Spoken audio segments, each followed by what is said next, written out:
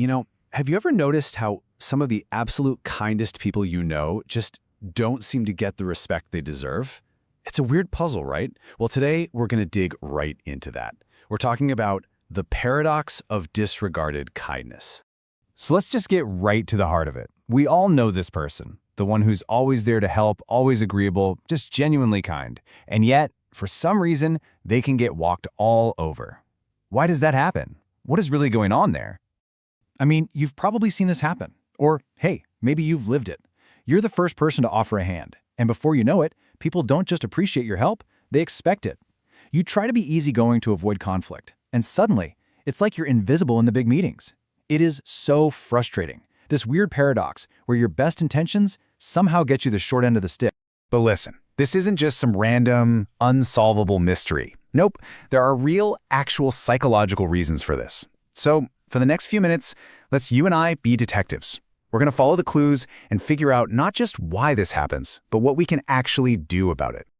Okay, so our first clue, it's a really fascinating and kind of subconscious trade-off that our brains are constantly making. It's this hidden battle between how we see warmth and how we see competence. It all comes down to this mental shortcut our brains take called the halo effect. Now, usually we think of this in a positive way, right? Like, oh, that person is funny, so they must be smart too.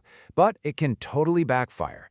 When someone is seen as extremely warm and kind, our brains can jump to a really strange conclusion. They must be kind of lacking in other areas, like competence or toughness. And just look at this. This is the mental trap we all fall into. On one side, we see warmth, and we think, oh, they're so agreeable and approachable. But then our brain keeps going and adds things like submissive or less ambitious.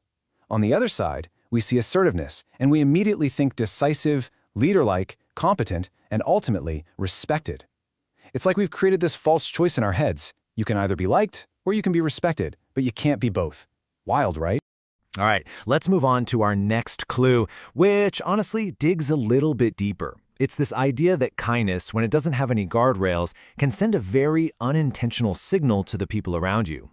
This quote right here, it just hits the nail on the head. When your kindness doesn't seem to have an off switch, people stop seeing it as a conscious choice you're making. They start seeing it as just a lack of boundaries. It stops being a gift that you're offering and starts feeling like it's just who you are, someone who literally can't say no. And this is where it can get really damaging. All of a sudden, your constant kindness is seen as being naive. Your desire to help is misinterpreted as a lack of self-respect. And for some people, unfortunately, that looks like a big green light to take advantage. Okay, our final clue comes from a place you might not expect, basic economics. It has everything to do with the principle of scarcity. But we're not talking about money here. We're talking about a social currency, respect. I mean, it's just a fundamental part of being human, right? If something is always available, totally abundant, we subconsciously start to value it less. Think about it. We value diamonds way more than rocks simply because they're rare. And it turns out that exact same logic can apply to how we interact with each other.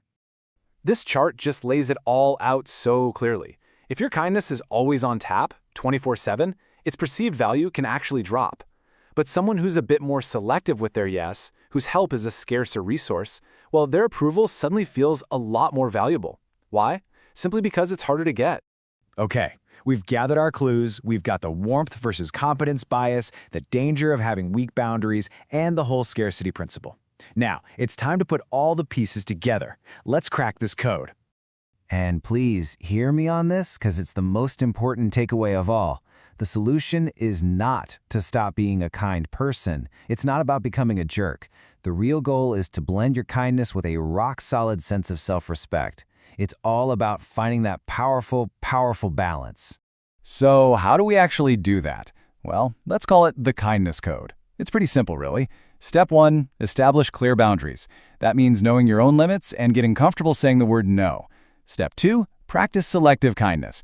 Don't stop being kind, just be more intentional about where you put your amazing energy. And finally, step 3, communicate assertively. That's being able to state what you need clearly and respectfully without being aggressive. You know, in the end, we just have to completely reframe how we think about this. Respect and kindness aren't enemies fighting each other. Not at all. In fact, real, impactful kindness can't even exist without a solid foundation of self-respect. Respect is what gives your kindness its power. It's what makes it land. So let's go back to that question from the beginning and flip it. It was never about having to be less nice. The real question we should be asking ourselves is this: how do we start commanding the respect that our kindness has deserved all along?